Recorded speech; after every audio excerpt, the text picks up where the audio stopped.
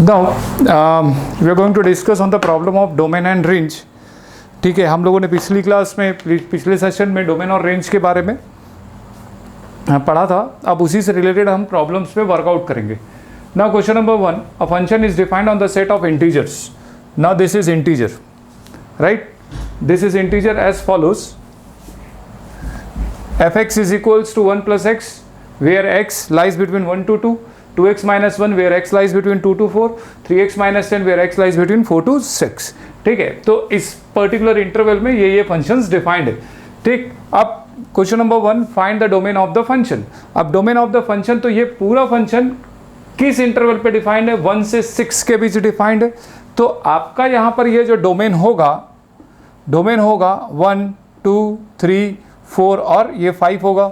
वो इसलिए होगा क्योंकि 6 यहाँ पर इंक्लूडेड नहीं है. It is not equals to 6 और मुझे इंटीजर वैल्यू लेना because it is defined on the set of integers. ठीक है, अब दूसरा रेंज ऑफ द फंक्शन. अब रेंज क्या होगा? अब रेंज के बारे में जानना है. तो अब यहाँ पर देखिए कि पहले इसमें 1 is less than equals to x is less than 2, मतलब यहाँ पर केवल x is equals to 1 define है. 1 और 2 के बीच में x इज इंक्लूडेड, 1 और 2 के बीच में कोई इंटीजर नहीं है. तो x इज इक्वल्स टू 1. तो यहाँ पर रेंज, तो x की वैल्यू मैं यहाँ पे 1 रखूंगा. 1 + 1 इज इक्वल्स टू 2. अब आते हैं यहाँ पर ये 2 और यहाँ पर जो डोमेन वैल्यू होगी 2 और 3 होगी क्योंकि इज लेस देन 4 है. तो 2 और 3, तो अब यहाँ पे मैं 2 रखूंगा. 2 2 = 4 - 1 3. फिर इसके बाद आएगा 3 3 2 = 6 - 1 5. ठीक है, अब इसके बाद वाले में 4 और 6 के बीच में, तो यहाँ पर डोमेन वैल्यू होगी 4 और 5 क्योंकि 6 से छोटा होना चाहिए. तो 4 और 5, तो 4 3 = 12 - 10 इट इज़ 2. तो 2 इज इंक्लूडेड, तो फिर से हमको लिखने की ज़रूरत नहीं है. फिर 5 3 = 15 - 10 इज़ 5. तो 5 भी पहले से आ चुका है इसलिए 5 को भी लिखने की ज़रूरत नहीं है. तो ये आपका आ गया इसका range. Find the value of f(4). f(4) की वैल्यू भी आपको निकालनी है. तो f(4), तो f(4) में अब यहाँ पर डिफाइंड हुआ. तो 4 3 = 12 - 10 इट इज इक्वल्स टू 2. तो ये आपका हो गया डोमेन, रेंज और वैल्यू ऑफ फंक्शन. ठीक है, अब इसके बाद नेक्स्ट क्वेश्चन पे हम लोग आते हैं. इसके बाद नेक्स्ट क्वेश्चन में आएंगे. क्वेश्चन नंबर 2 में, let f be the function whose domain is the set of all numbers. Set of all numbers मतलब यहाँ पे रियल नंबर की बात हो रही है. If fx is equals to modulus of x minus x, तो it is given f of x is equals to modulus of x minus x and x में भी एनी रियल नंबर, राइट? तो determine its range. तो अब यहाँ पर what is the range of f? तो अब what is the range of f, यहाँ पर हम देखेंगे यदि x is any positive real number. अब यदि x कोई भी पॉजिटिव रियल नंबर हो जाता है तो क्या होगा? तो fx is equals to modulus of x minus x. तो मॉड्यूलस ऑफ x, तो modulus positive of x it is x और ये भी पॉजिटिव ऑफ x, तो इट इज इक्वल्स टू 0. कोई पॉजिटिव रियल नंबर है तो x belongs to any positive real number. ठीक है, तो fx की वैल्यू आ गई 0. अब यदि x belongs to negative real number, right, then f of x is equals to, this is x is negative, तो minus x minus of minus x, इस तरीके से हम लिखेंगे. तो ये f of माइनस x होगा क्योंकि x belongs to negative real number. तो यहाँ पर it is x, modulus of minus x is x, minus into minus is plus x, मतलब इट इज 2x. तो x is any real number. इसका मतलब ये हुआ कि ये 0 से बड़ी वैल्यू आने वाली है. तो यहाँ पर मतलब ये हो जाएगा कि जो रेंज होगा, range is greater than equals to 0.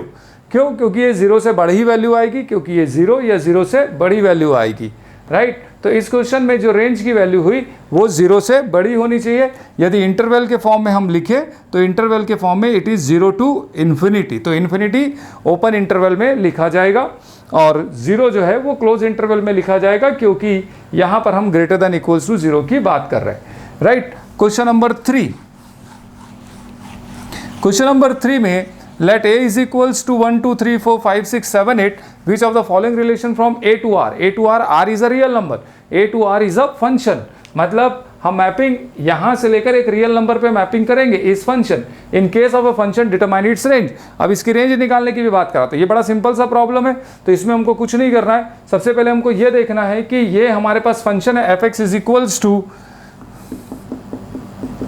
6x + 9 और यहाँ पर जो x जो है वो a पे बिलोंग करता है और a ये वाला सेट है, जो मैपिंग होगी वो रियल नंबर पे होगी। तो अब यहाँ पर देखें हम x की वैल्यू 1 2 3 4 5 6 ऐसा रखते चले जाएंगे 8 तक के, तो हमको सारी वैल्यू यूनिक मिलेगी जो हमारी फंक्शन की डेफिनेशन को फुलफिल कर रहेगी। तो इसलिए ये फंक्शन होगा, ये फंक्शन होगा, है ना। अब रेंज की बात करें तो रेंज की बात करें तो इसकी मिनिमम वैल्यू कितनी होने वाली, तो रेंज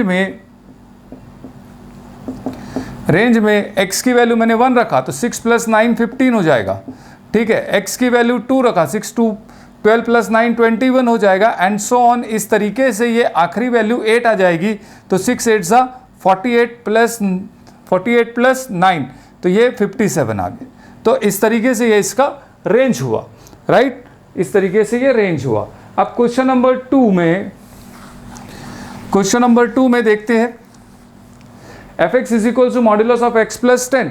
तो अब यहाँ पर ये भी फंक्शन होगा क्योंकि x की सारी वैल्यूज के लिए यहाँ पर मॉड्यूलस ऑफ x + 10 यूनिक होगा, तो ये फंक्शन होगा। अब इसकी रेंज की बात करें तो what is the minimum value, x is equal to 1 पे 1 + 10 11 हो गया, फिर रखा यहाँ पे तो 12 हो गया, और ऐसा करके आखिरी में 8 रखेंगे तो इसकी जो रेंज आएगी वो रेंज होगी आपकी 11 12 ऐसा करके यहाँ पर 18 तक की, ये इसका रेंज हो गया, राइट। अब आते क्वेश्चन नंबर 3 पे। क्वेश्चन नंबर 3 पे f x is equals to 1/x² + 6, तो f x is equals to 1/x² + 6। तो अब यहाँ पर f x is equal to 1/x² + 6 में अब मैं यहाँ पर a की कोई भी वैल्यू x की यहाँ पे डालूंगा तो मेरे को डिनोमिनेटर हर बार एक नया डिनोमिनेटर मिलेगा, मतलब यूनिक वैल्यू मिलेगी। तो यूनिक वैल्यू मिलेगी, इसका मतलब ये हो गया कि ये फंक्शन होगा।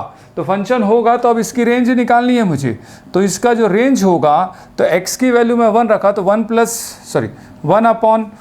+ 6 इज 7, फिर इसके बाद 2 2 4 + 6 इज 1/10 और इस तरीके से ये चलता चला जाएगा और x की वैल्यू आखिरी में 8 रखेंगे, 8 8 64 + 6 तो ये आ गया 1/70।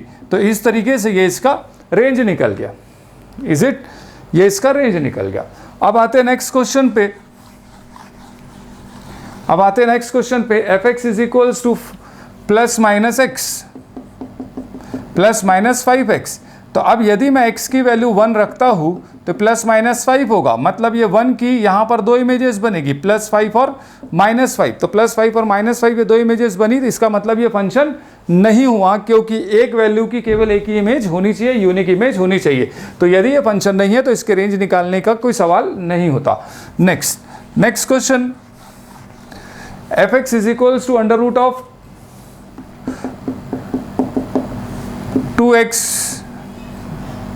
+ x। अब यहाँ पर देखिए x की वैल्यू मैं यहाँ पे रखता हूँ तो हर बार x की नई वैल्यू के लिए √2 + x नया होगा, मतलब हर वैल्यू की एक पर्टिकुलर इमेज होगी, यूनिक इमेज होगी, इसलिए फंक्शन होगा। तो अब रेंज की यदि मैं बात करूँ तो इसका पहला वैल्यू है x इज इक्वल टू 1, तो यहाँ पे रखूँगा मैं तो ये √3 हो गया, दूसरी वैल्यू रखा 2 + 2 4 हो गया तो ये 2 हो गया, फिर 3 रखा तो 3 + 2 √5 हो गया, और इस तरीके से मैं आखिरी 8 रखूँगा तो 8 + 2 10 हो जाएगा तो √10। तो ये इसकी रेंज हो गई। तो इस तरीके से हम लोग फंक्शन चेक कर रहे हैं और इस तरीके से इसकी रेंज निकाल रहे।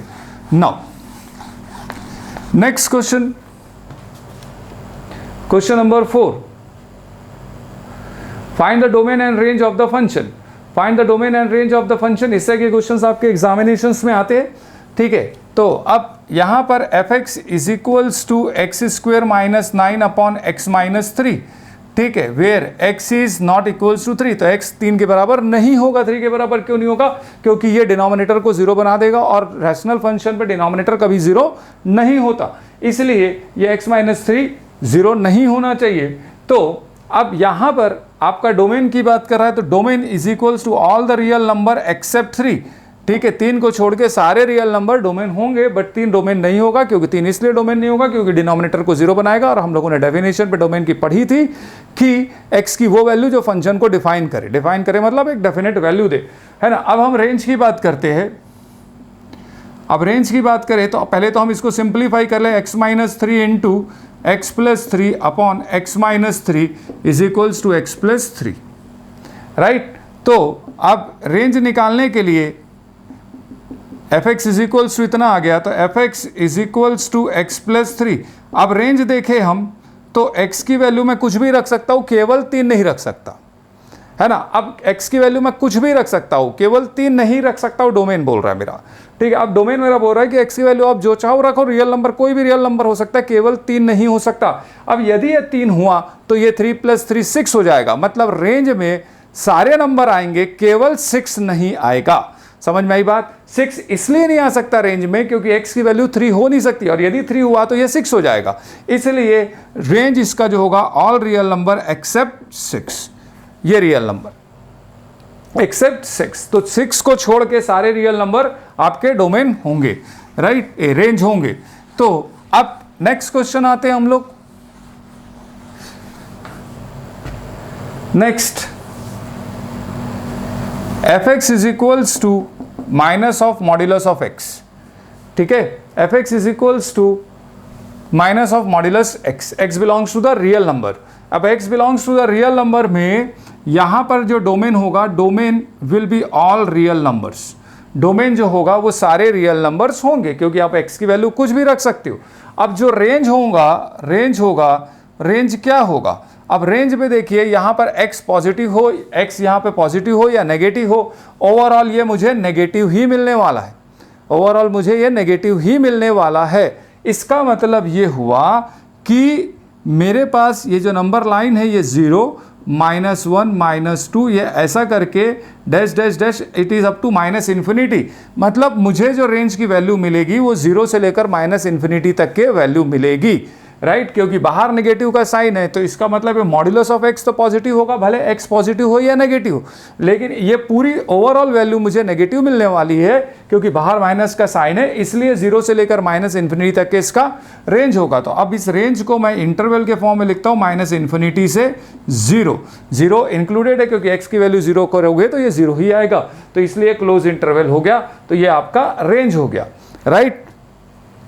नेक्स्ट,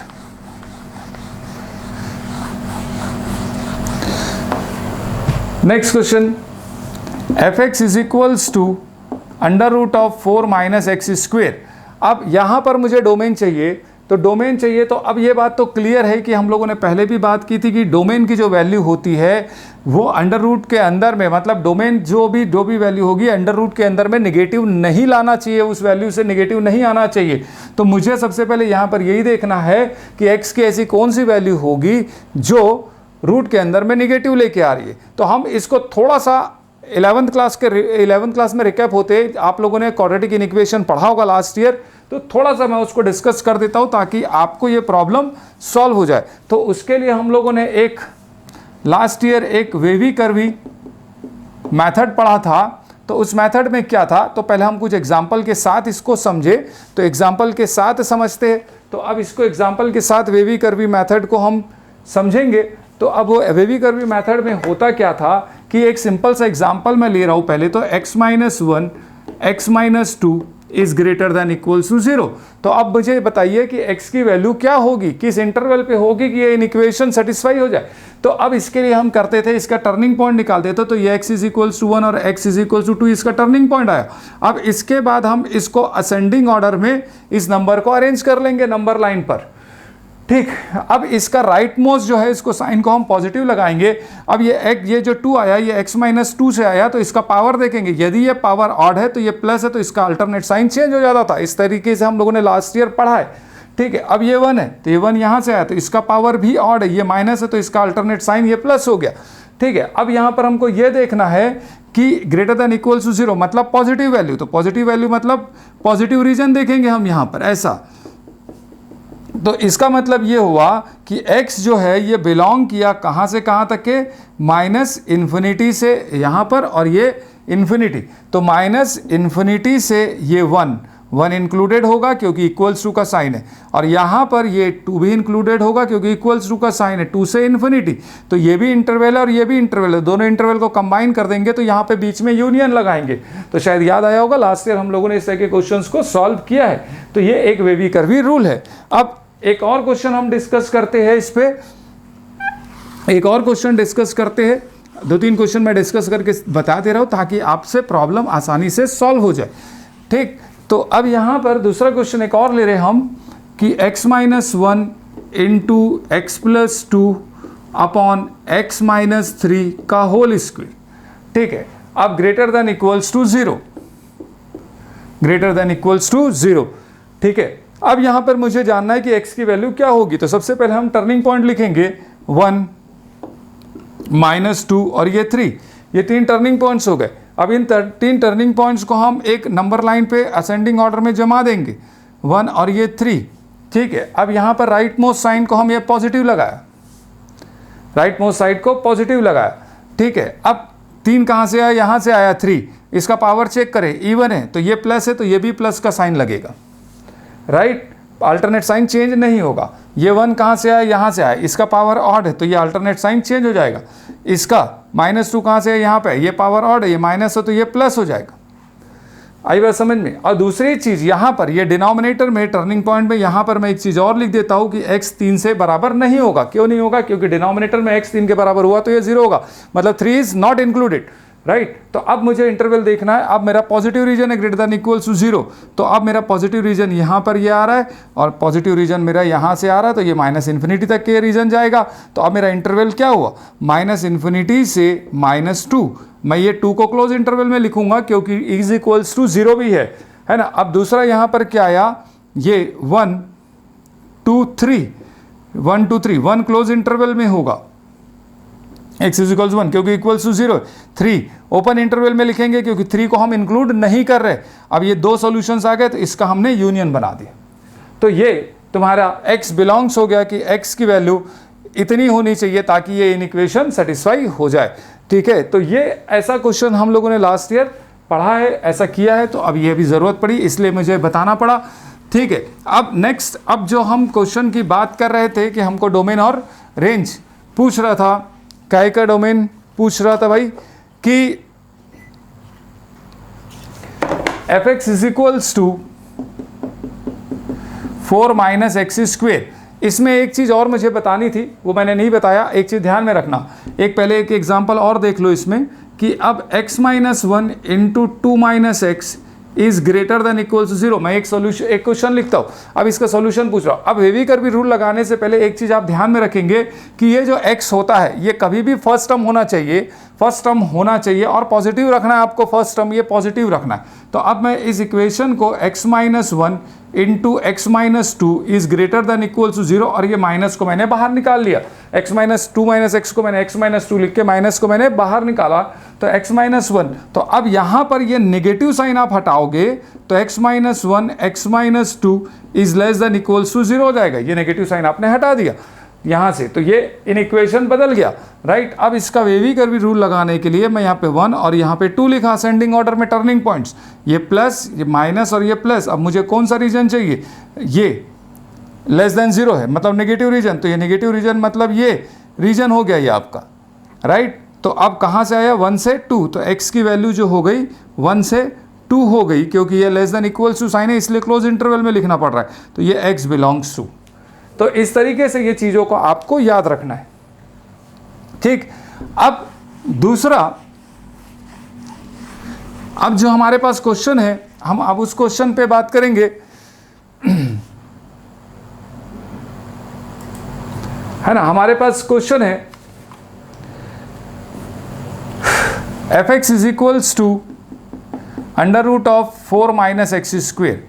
ठीक है, √4 - x²। अब इस क्वेश्चन को देखना, अब ये बात तो क्लियर है कि अंडर के अंदर है तो ये ग्रेटर देन इक्वल्स टू 0 होगा, है ना। अब इसको हम फैक्टराइज कर लेते हैं, ये फैक्टराइज हो गया। अब यहाँ पे देखिए ये कंडीशन आ गई 2 - x। अभी मैंने बताया कि x पहला टर्म पॉजिटिव होना चाहिए और ये x को हम x - 2 x + 2 ऐसा लिख देंगे ग्रेटर देन इक्वल्स टू 0, और ये माइनस का साइन लगेगा यहाँ पर। अंदर में हमको कोई माइनस एक्स के साथ नहीं रखना है, राइट। अब इसके बाद ये x minus two x plus two is less than equals to 0, ये माइनस हटाऊंगा तो इक्वेशन बदल जाएगा। वेवी कर्वी रूल, -2 और ये +2, ये इसके टर्निंग पॉइंट्स आ गए। अब इन दोनों के पावर ऑड है तो राइट में उसको पॉजिटिव लगा के ये दोनों पॉजिटिव नेगेटिव पॉजिटिव हो गया। अब लेस देन 0 की कंडीशन है तो ये आपका इंटरवल आ गया, तो यहाँ पर ये आ गया -2 से 2, ये हो गया क्लोज इंटरवल, ये निकल गया आपका डोमेन, ये निकल आया आपका domain. Is that clear, yes और नो, है ना। तो ये निकल गया डोमेन। तो इस तरीके से हम निकालते हैं। अब ये भी क्वेश्चन हम देखते हैं, f x is equals to 1/1 minus x square, it can be written as 1 minus x into 1 plus x. अब ये बड़ा सिंपल सा सवाल है, इसमें एक चीज़ ध्यान में रखना है हमको कि डिनोमिनेटर 0 नहीं होना चाहिए। तो डिनोमिनेटर 0 कहाँ पे हो रहा है, डिनोमिनेटर 0 कहाँ हो रहा है कि x इज इक्वल्स टू 1 पे हो रहा है और x इज इक्वल्स टू -1 पे हो रहा है, इसलिए x की वैल्यू 1 और -1 नहीं होनी चाहिए। तो इसलिए इसका जो डोमेन होगा ऑल रियल नंबर्स एक्सेप्ट -1 और 1 होगा, एक्सेप्ट -1 और 1 होगा। इज दैट क्लियर, यस और नो। तो एक्सेप्ट -1 और 1 होगा, ठीक है। अब इन दोनों क्वेश्चन में, इस क्वेश्चन में भी हमने रेंज नहीं निकाला, उस क्वेश्चन में भी हमने रेंज नहीं निकाला, तो चलिए अब इसका अब रेंज भी निकाल लेते। इस क्वेश्चन में रेंज निकाले पहले तो हम, तो अब रेंज कैसे निकालेंगे, ठीक है, ये समझ में आ गई ना बात। तो अब यहां पर देखो, अब रेंज हम निकालना भूल चुके थे, ये आखिरी के 2 क्वेश्चन के, तो पहले इस दोनों क्वेश्चन के हम रेंज भी निकाल लेते, है ना। अभी यहां पर देखो f x is equals to √ऑफ 4 माइनस एक्स स्क्वेयर, ठीक है। अब इसको थोड़ी देर के लिए हम y मानते, 4 माइनस एक्स स्क्वेयर, और x square is equals to 4 minus y, तो x square x is equals to √ऑफ 4 माइनस वाई, राइट। तो अब यहाँ पे रेंज मतलब मेरे को y की वैल्यू चाहिए, तो अब यहाँ पर ये हमको देखना है कि y क्या नहीं हो सकता। अब मैं यहाँ पे इसका y के लिए डोमेन देखना चालू करूंगा तो मेरे को ऑटोमेटिकली रेंज मिल जाएगा। तो अब 4 माइनस वाई जो है it should be greater than equals to 0, right.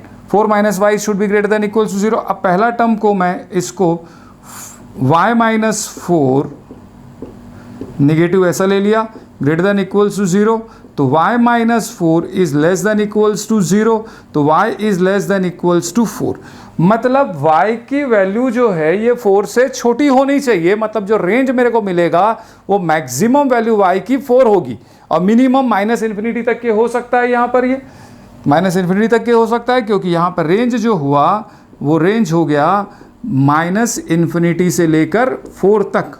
तो रेंज कभी भी निकालना हो, क्वेश्चन इजी है तो ठीक है, थोड़ा सा कॉम्प्लिकेशन है क्वेश्चन में, तो आप इस तरीके को यूज़ करिए कि ये इजीली तरीके से, मतलब x is equals to y के फॉर्म में इक्वेशन लिखो, x इज इक्वल्स टू जो भी इक्वेशन लेफ्ट हैंड साइड में आएगी वो y के फॉर्म में आनी चाहिए, और y का वहाँ पे आप डोमेन ढूंढना चालू करो, आपको रेंज मिल जाएगा।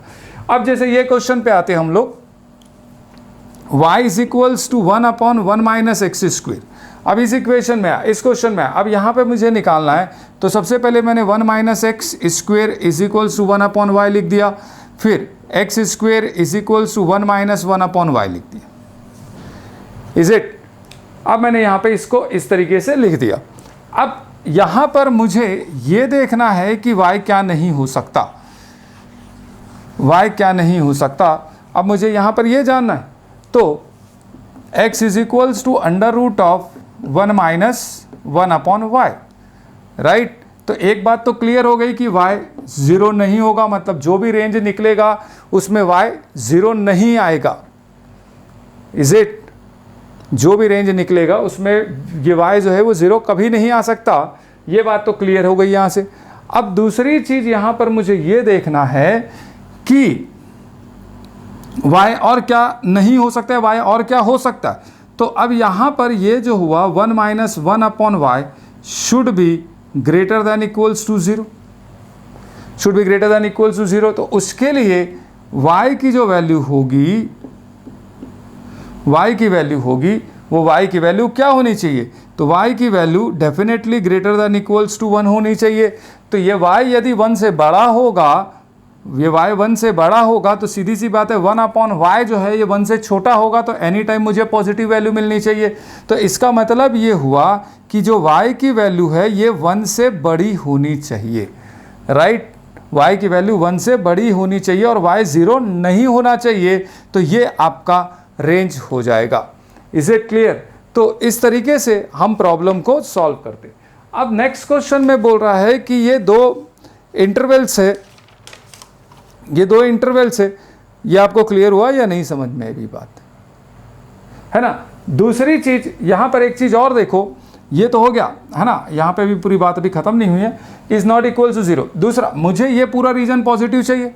अब यहां पर y की कोई भी एक तो कंडीशन ये हो गया कि y should be greater then 1, मतलब ये क्या इंप्लाई कर रहा है कि 1 to इन्फिनिटी इसका रीजन होगा, है ना। दूसरा, यदि ये y नेगेटिव होता है तो y नेगेटिव होता तो नेगेटिव नेगेटिव पॉजिटिव होगा, तो ये अंडर रूट के अंदर ये पूरा पॉजिटिव आ जाएगा। तो अंडर रूट के अंदर पूरा पॉजिटिव आएगा, इसका मतलब ये है कि जो y की वैल्यू है वो 0 से छोटी हो सकती है। तो y की वैल्यू 0 से छोटी हो सकती है, तो ये क्या इंप्लाई किया, -इन्फिनिटी से 0, है ना। 0 को हम ओपन इंटरवल में लेंगे क्योंकि y 0 नहीं हो सकता, तो इसलिए इसका जो रेंज हुआ 1 से इन्फिनिटी हो सकता है या -इन्फिनिटी से 0 हो सकता है। तो ये इसका रेंज हुआ। अब ये दो क्वेश्चन है आगे, तो अब इसमें से एक क्वेश्चन मैं सॉल्व कर रहा हूँ, एक आप अपने से सॉल्व कर लेना। तो ये एक बेसिक फंडामेंटल मैंने आपको डोमेन और रेंज का बताया, है ना। अब find the domain for which the function 3x²। तो यहाँ पर ये बोल रहा है कि ये दो फंक्शन जो है f(x) और g(x), ये दोनों फंक्शन इक्वल है। तो अब ये f(x) जो है 3x² - 1 है और ये 3 + x है, इज इट। तो अब मैंने इक्वल कर दिया। अब इसके बाद इसको मैंने सॉल्व कर दिया,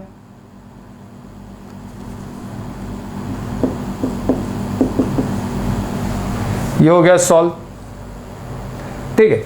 अब इसके बाद मुझे इसको फैक्टराइजेशन मेथड से सॉल्व करूं या क्वाड्रेटिक इक्वेशन से सॉल्व करूं, ठीक है। अब इसको क्वाड्रेटिक इक्वेशन से सॉल्व करूं या फैक्टराइजेशन मेथड से सॉल्व करूं, मैं किसी भी मेथड से इसको सॉल्व कर सकता हूं। तो मैं इसको कैसे सॉल्व करूंगा, तो अब यदि मैं क्वाड्रेटिक इक्वेशन मेथड से सॉल्व कर रहा हूं तो -b + (√b² - 4ac/2a), ये मेथड होता है, शायद याद होगा आपको, ठीक है। तो अब यदि मैं यहां पर इस क्वेश्चन को सॉल्व कर रहा हूं तो अब b कितना हुआ, -b, तो ये प्लस हो जाएगा, प्लस माइनस ये हो गया, b² मतलब 1 हो गया, -4ac, तो 4 3 = 12, तो इट इज़ 48, तो माइनस माइनस प्लस हो जाएगा, 48 डिवाइडेड बाई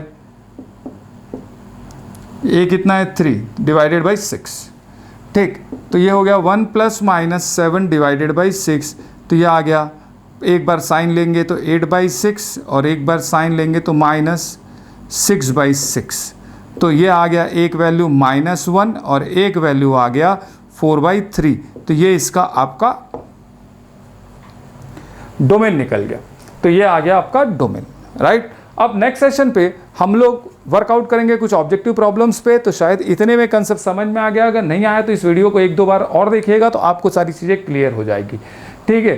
तो अब नेक्स्ट सेशन में हम लोग ऑब्जेक्टिव प्रॉब्लम पे बात करेंगे और उसके बाद हम लोग ऑब्जेक्टिव प्रॉब्लम के बाद हम लोग डिस्कशन करने वाले हैं काइंड्स ऑफ मैपिंग पे, जो कि 12th क्लास का स्टार्ट है, वो 12th का फंक्शन मेरे ख्याल से शायद वहीं से स्टार्ट होता है, ठीक है। तो ये -1 और 4/3 इसका रेंज हुआ। तो अब अगले सेशन के लिए हम ऑब्जेक्टिव प्रॉब्लम सॉल्व करेंगे। तो अभी के लिए इतना ही सेशन है, थैंक यू।